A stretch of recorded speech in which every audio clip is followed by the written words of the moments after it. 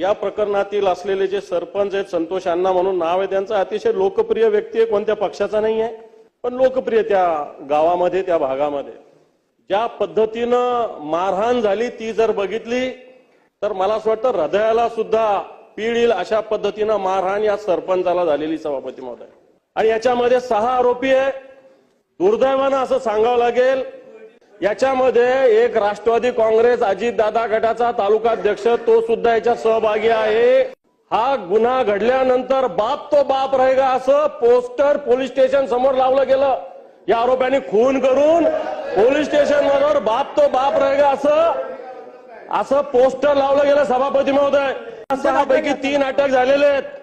3 राजकीय पक्षाशी संबंधित आहे आणि एक राजकीय पक्षाशी संबंधित असंही म्हणतात, मला माहिती नाही की आपल्या मंत्री असलेले एक जे बीड जिल्ह्यातले मंत्री आहेत त्यांचे एक जवळचे वाल्मिक अण्णा नाव आहे त्यांचं.